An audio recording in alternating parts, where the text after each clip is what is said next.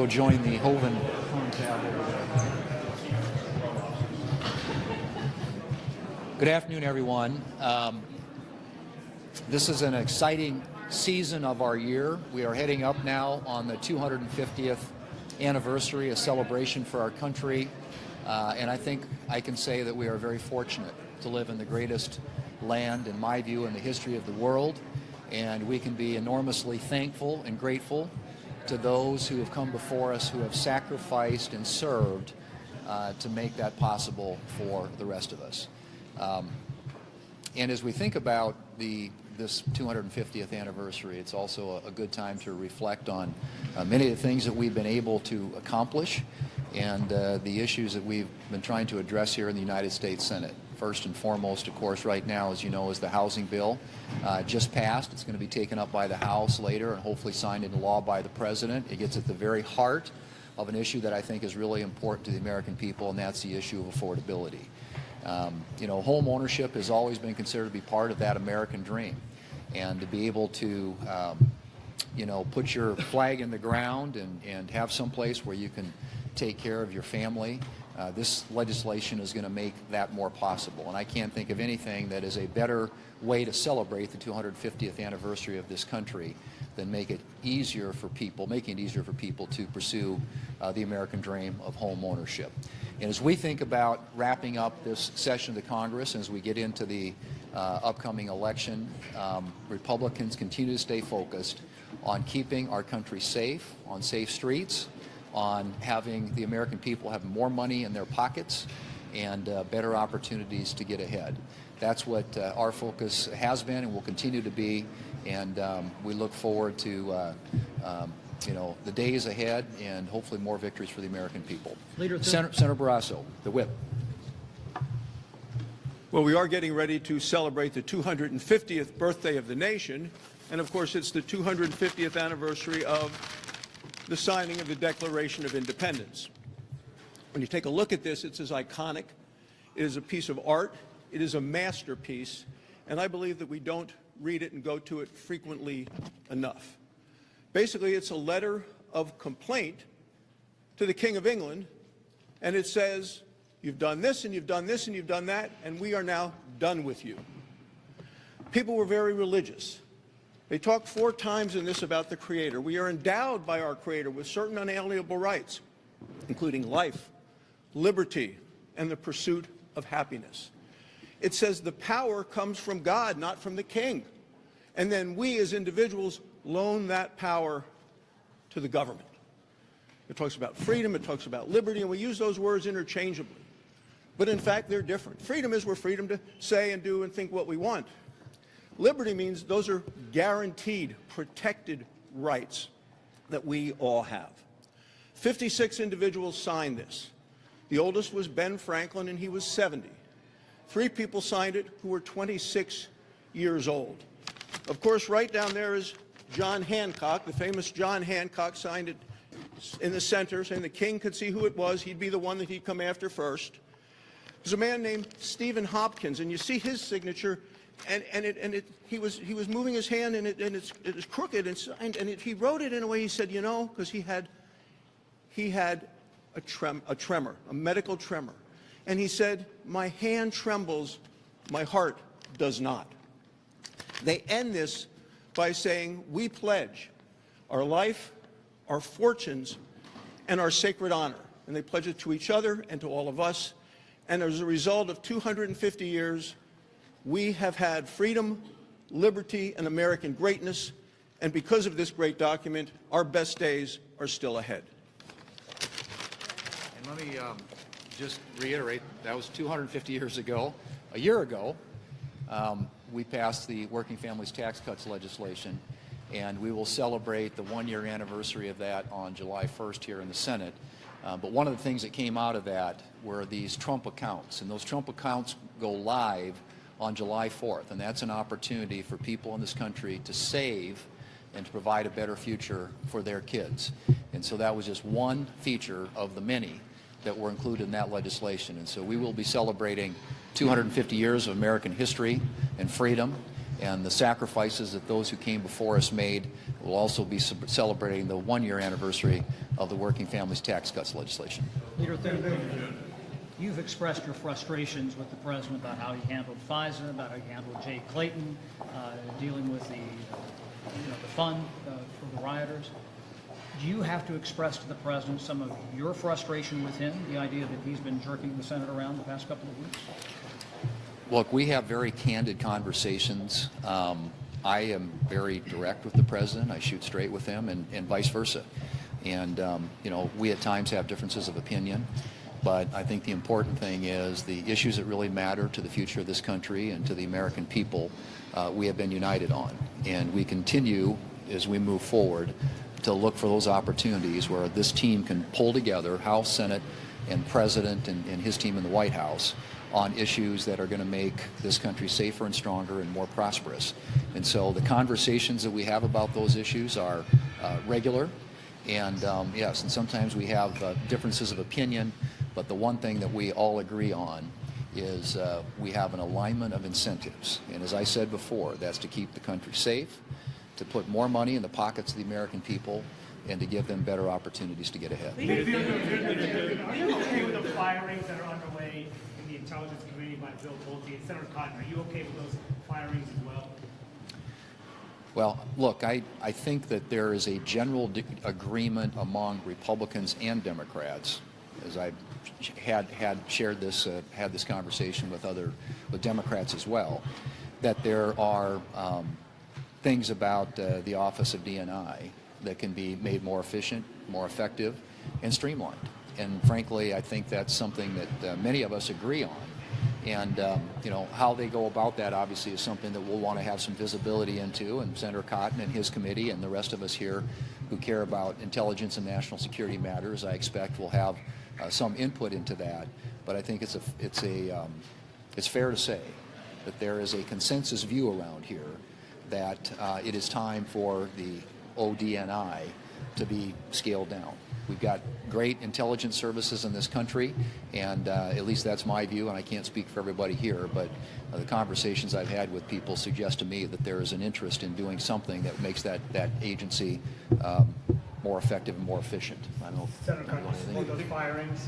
The ODNI has employees mostly from other intelligence agencies. I think in the most cases, they would be better off doing real intelligence work at those agencies. That's returning intelligence officers to their agencies. I have a plan for that. I've worked with the administration on it. Some of it happened under Director Gabbard. It's going to continue under Acting Director Pulte. Once we confirm Director Clayton, I'm sure it will continue as well. The ODNI is too big and too bloated.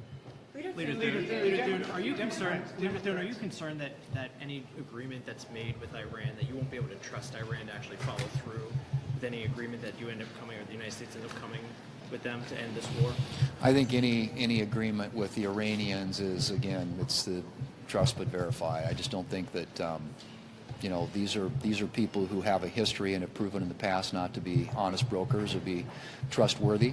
But that's why I think it's important that you have compliance and enforcement mechanisms in place in any agreement that we reach with them that ensures that anything that they get, in relief or economic support in any way is conditioned upon them winding down and getting rid of their nuclear program. I think that's something a lot of us agree on. Leader, the Democrats are demanding, as you know, a 2-year extension in state requirements to pay into SNAP.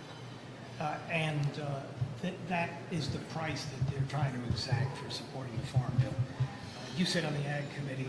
What is your sense of whether it's going to take a party-line vote to get Chairman Bozeman's bill out of that committee, and do you expect to struggle to get the 60 votes on the floor for cloture on a Farm Bill? My understanding is that the bill that will be reported out of the Senate Ag Committee does not include a provision dealing with SNAP.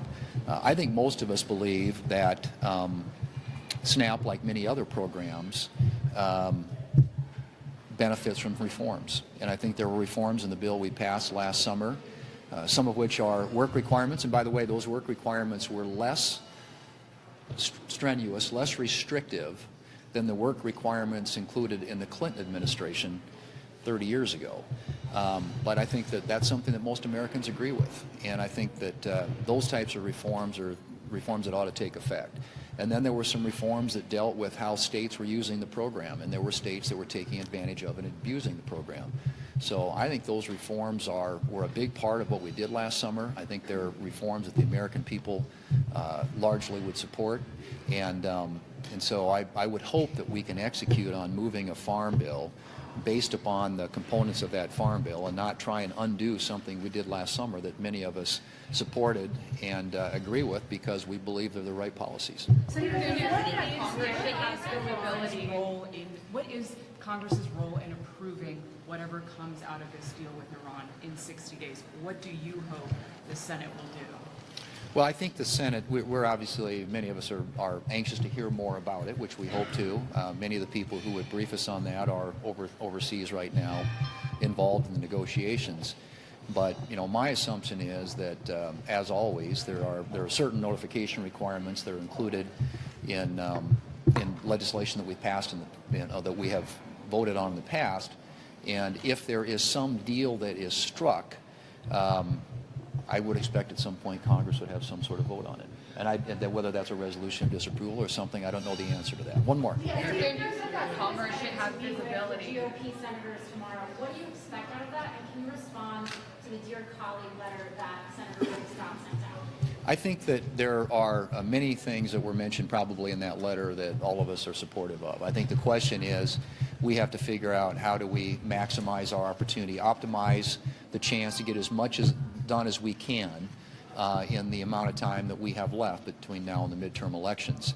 And so as you look at what that agenda consists of, there are a number of things that could get slotted in. Now, first and foremost, I would argue, is our defense authorization bill, which hopefully we'll be able to take up as soon as we come back after the 4th of July. But there are a number of other issues that could ripen, and that depend largely on whether or not they have bipartisan support. But I'm hoping that as we sit down and meet as a family, as a team, that we can look at some of the things that we all want to work together on to try and get done before this election. And there are things that I believe will create a record of accomplishment that our candidates can run on and that will enable us to take an argument to the American people that will persuade them that they want to keep majorities here in Congress, in the United States Senate, and in the House that are Republican, to work with this president to get good things done for this country. So it's a, you know, what exactly those are, I've got a list, we've got a list. It's all going to depend largely on what comes together in the next few weeks. But I can assure you we're going to be active and busy and trying to create that record of accomplishment. Will you be at the meeting, sir? Will you be at the meeting, sir?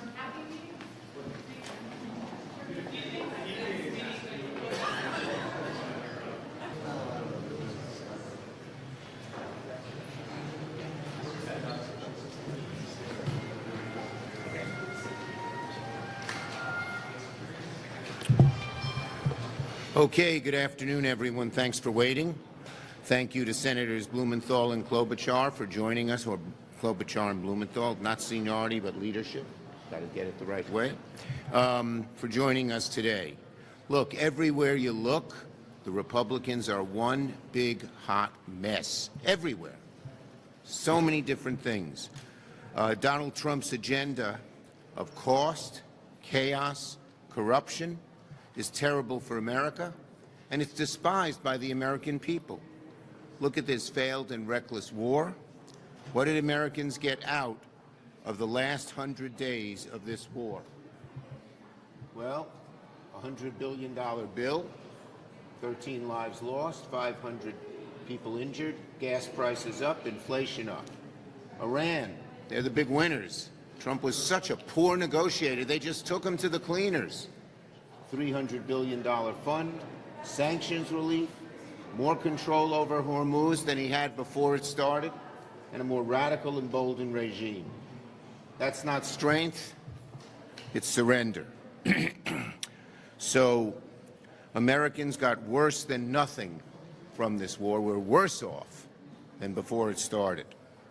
And that's precisely why Trump, Rubio, and Vance are too afraid to come before the American people and the whole Senate to defend this war and the so-called understanding. Instead, Trump only will talk to Senate Republicans behind closed doors, and from what it looks like, that ain't going to be pretty. Senate Republicans need to grill Trump for answers on where negotiations stand when he meets them on the Capitol tomorrow. More than a week after announcing side deals and so-called understandings with Iran, the administration still has not briefed Congress or the American people on what has been agreed to. Wishful thinking won't end this war, and certainly Senate Republicans' calls to pump billions, hundreds of billions of dollars more into Trump's fiasco will make matters worse. Republicans can't complain about Trump's war, his secrecy, his disastrous deal with Iran, and all of it behind closed doors. But the only way to ensure this war ends once and for all is for Republicans to act, to join us in voting to end this war. Any minute now, we're once again going to put Republicans on record on whether they want Trump's disastrous war to continue by forcing a vote on the Iran War Powers Resolution for the first time. We have forced this fight on the floor again and again and again for more than 100 days because only Congress has the power to take our nation to war, not Trump alone. Republicans need to support our War Powers Resolution. We're just one vote short. And they need to hold Trump's feet to the fire in their meeting tomorrow. Senator Klobuchar.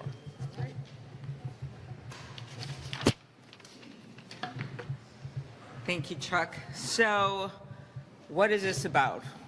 The administration, according to the Association Press today, because we've been trying to figure out how much this war costs, has spent somewhere in the neighborhood of $80 billion. That's an AP report, maybe a bit less, maybe a bit more.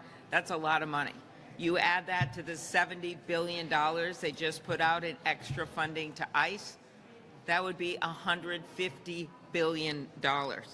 This is not where Americans are right now.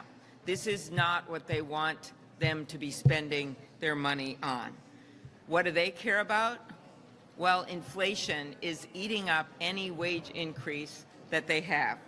This month's inflation report showed inflation up 4.2%, another record high under President Trump. There was just a recent report by NPR and PBS, a poll showing that 49% of Americans aren't taking a summer vacation for one reason, and that's because they can't afford it. That's a lot of people. So what should we be doing with this kind of money? Well, the first is something we actually did, thanks to leadership, thanks to Senator Warren, Senator Scott, and others, is housing. That was a Senate-led bill, and there's a lot of work that went on it in the House, the Road to Housing bill, but it gives you an example. Imagine if this president was focused on what the American people want done, and that is to bring their costs down and to reduce the chaos of his administration and the corruption. They don't want to be talking every day about algae in the reflecting pool. They don't want to be talking about cage matches and arches and ballrooms. Instead, what are they dealing with? They're dealing with rising health care costs. New polling from Gallup, fewer than half of Americans could afford quality health care last year. More than 4 in 10 already carry medical debt. So what did they do? They refused to extend the tax credits for the Affordable Care Act. You know what that has meant? A bunch of Americans, millions of people, have had to lose their coverage. Just that one decision.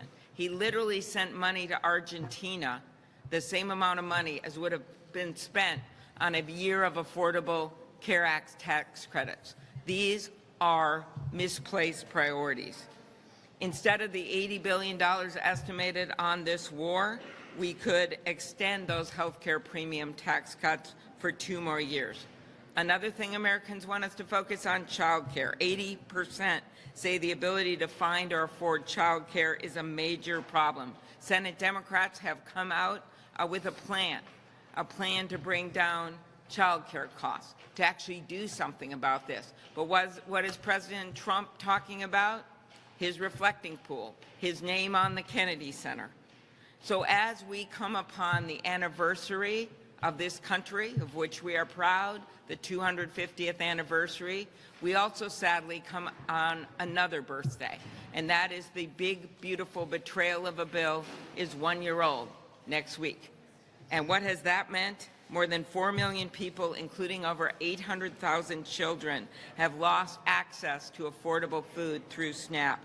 481 hospitals have closed or are closing, with more to come because of the Medicaid costs. So let's get real about what is going on in this country and what this president should have as his priorities, and that is the American people. Thank you. Thank you. To the American people, this administration has consistently, constantly concealed and lowballed the costs of this war.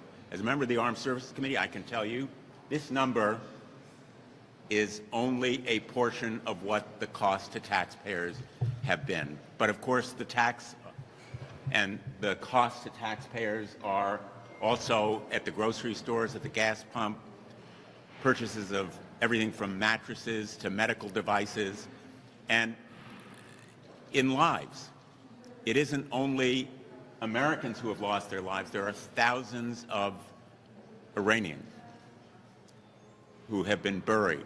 The cost is measured in graves of Americans and Iranians who would be alive today but for this disastrous war. And to our standing in the world, our credibility around the world has been undercut.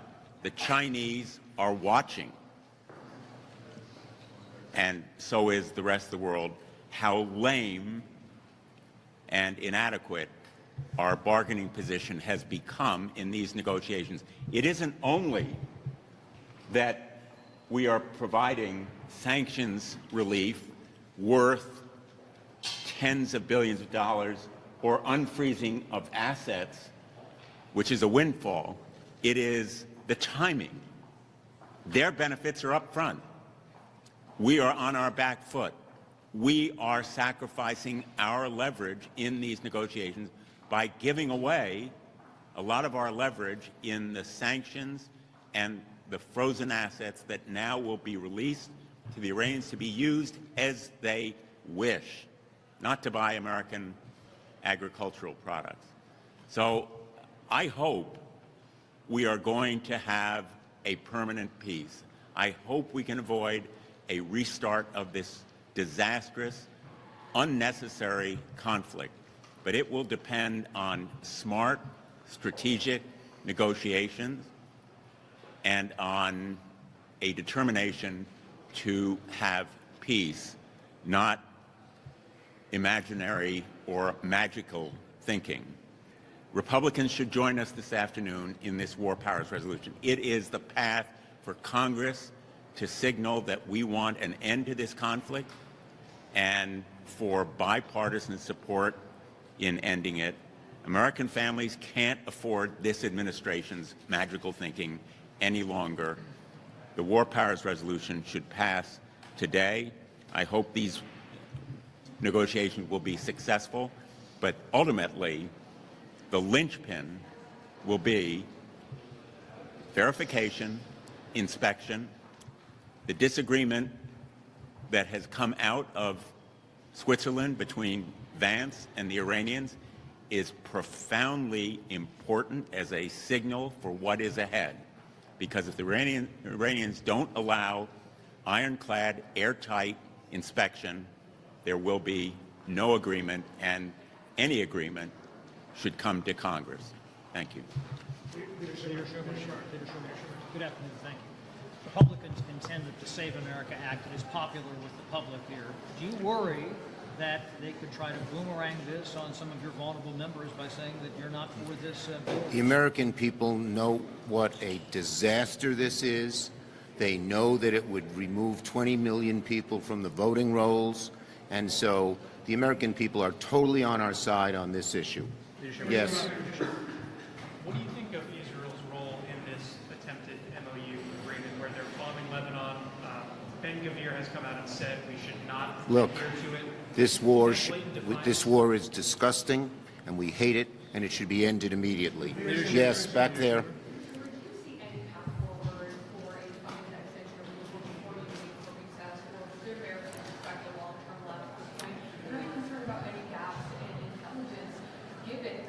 Listen, this is all up to the Republicans. As long as Pulte is there, there's not going to be any FISA agreement. It's up to them to get rid of him. I hope at the lunch tomorrow, the Republicans make that clear to them. Yes. Do you plan on endorsing Graham Plattner? Do you think he wants your endorsement? Look, the bottom line is we are going to beat Susan Collins, and we are going to win the Senate.